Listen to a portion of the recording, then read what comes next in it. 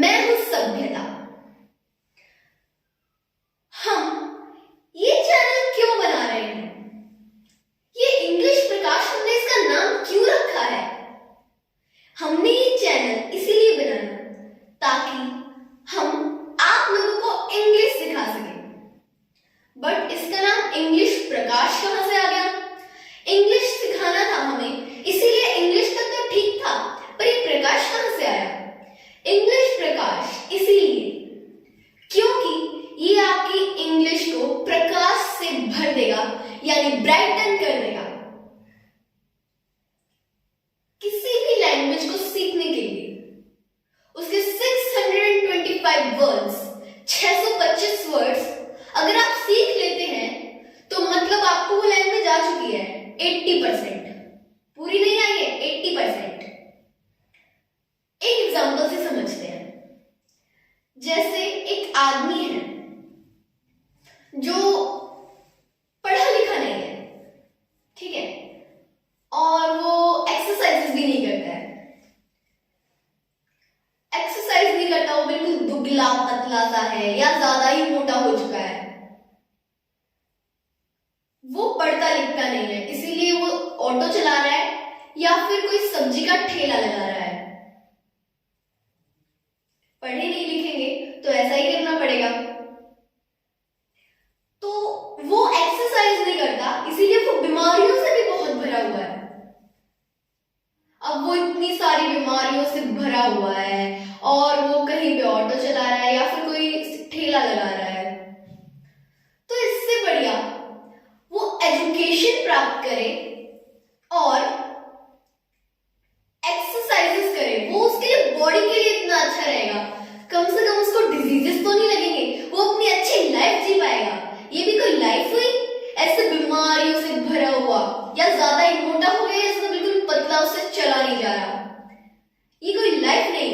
ऐसे ही इंग्लिश आपने 625 वर्ड सीख के 80% इंग्लिश सीख ली, मरी मरी, जैसे वो आदमी जी रहा था, जिसे हम टूटी फूटी इंग्लिश बोल सकते हैं। बट अगर आप इसमें एक्सरसाइजेस नहीं करेंगे, एक्सरसाइज का मतलब टेंसेस से है। अगर आप टेंस नहीं सीखेंगे तो आपकी इंग्लिश का इतना मजाक बनने वाला है ना, बहुत ज्यादा। चलो हमने एक्सरसाइजेस भी कर ली, 80% हमने वो भी कर लिया, अब हमारी मरी मरी नहीं है।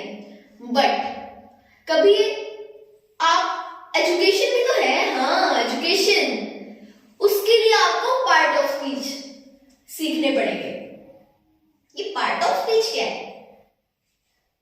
पार्ट ऑफ स्पीच, एक और एग्जांपल ले लेते हैं। हमारी बॉडी है, इसमें कितने सारे पार्ट्स हैं?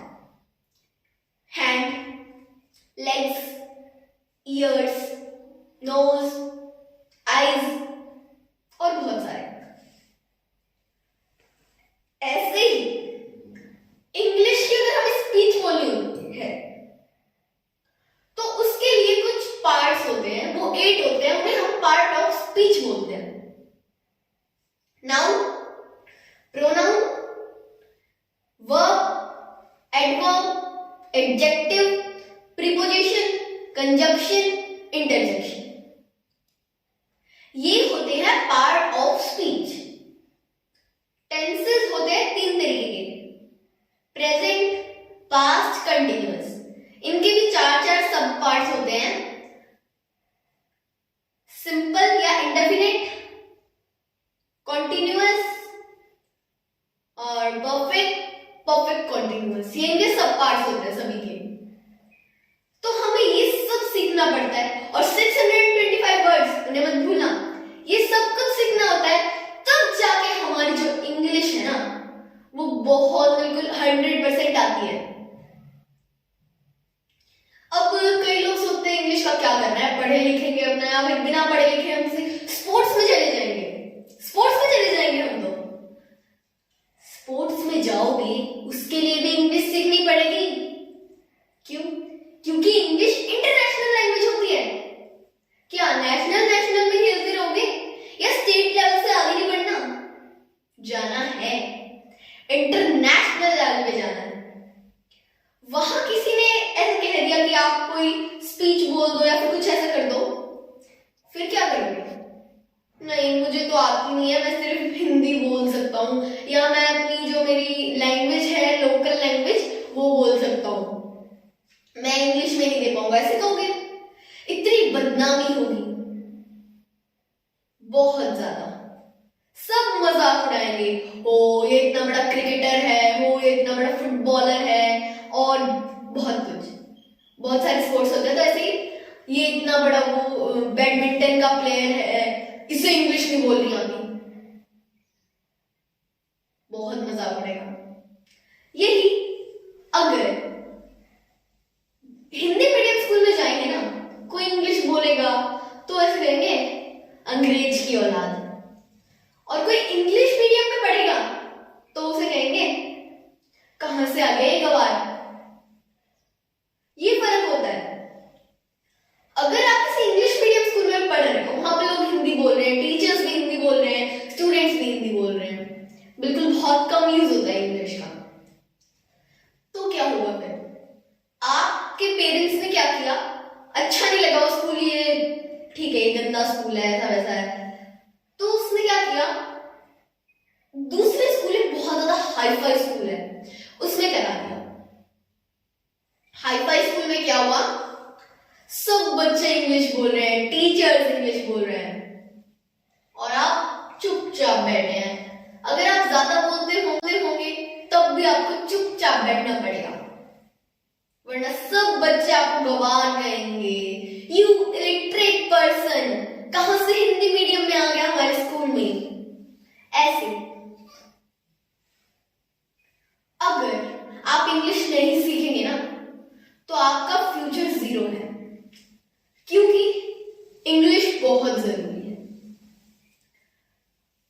आप कभी बाहर देश में जा रहे हैं, वहां बहुत जरूरी है। आप कोई जॉब या बिजनेस करना चाहते हैं, वहां पे बहुत जरूरी है। आप कोई स्पोर्ट्स लेना चाहते हैं, वहां बहुत जरूरी है। हर जगह इंग्लिश जरूरी है। ये इंटरनेशनल लैंग्वेज है। हर स्कूल में सब टीचर्स, बच्चे इंग्लिश बोल रहे हैं। क्यों? क्योंकि ये हमारा फ्यूचर है।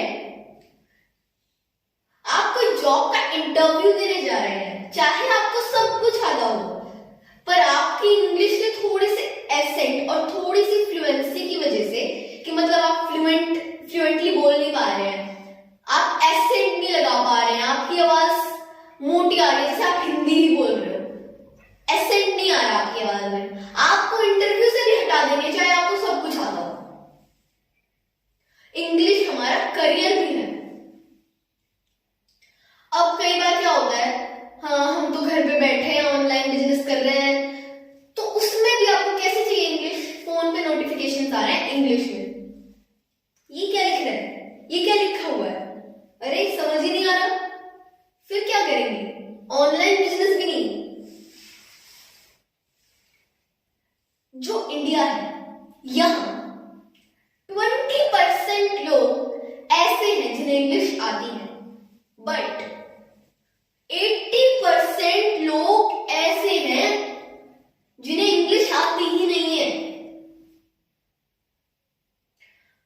और फिर हम सोचते हैं कि इंडिया एक दिन सबसे ज्यादा विकसित कंट्री बनेगा। कैसे कैसे होगा ये डेवलप, जब यहाँ की 80% लोगों को इंग्लिश ही नहीं आती है। हमारा मेन मोटिव यही है कि हम पूरे देश को इंग्लिश सिखा सकें। सॉरी, हम क्या चाहते हैं कि हमसे लोग इंग्लिश बोलना सीखें, अपने YouTube चैनल्स बनाएं और लोगों को सिखाएं।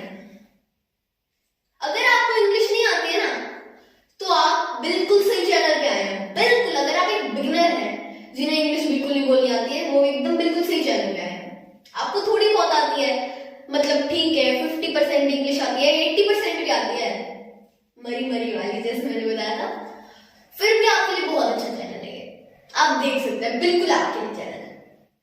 बट अगर आपको पूरी तरीके से इंग्लिश आती है।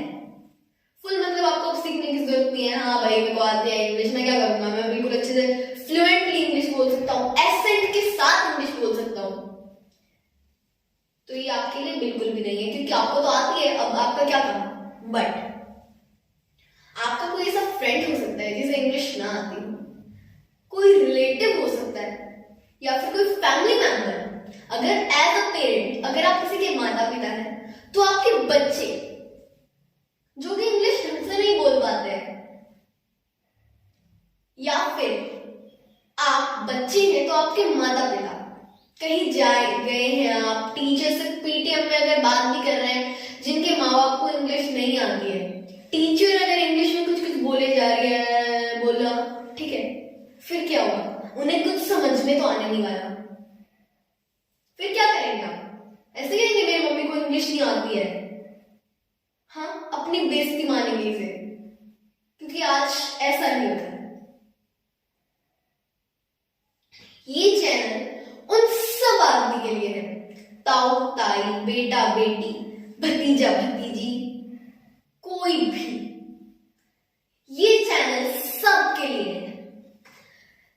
अधिकतर लोग क्या करते हैं, ऐसे कह देते हैं कि ना आगे जाके अभी सभी स्कूल्स में इंग्लिश सिखा रहे हैं, अब आगे जाके सबसे मतलब सभी सीख जाएंगे इंग्लिश, हम तो बस गए, अब हमारा टाइम गया, क्या है? नहीं, इससे कुछ नहीं होने वाला है। आप भी इंग्लिश सीखें, सब इंग्लिश सीखेंगे हम, तभी इंडिया एक डेवलप्ड कंट्री बन पाएगा।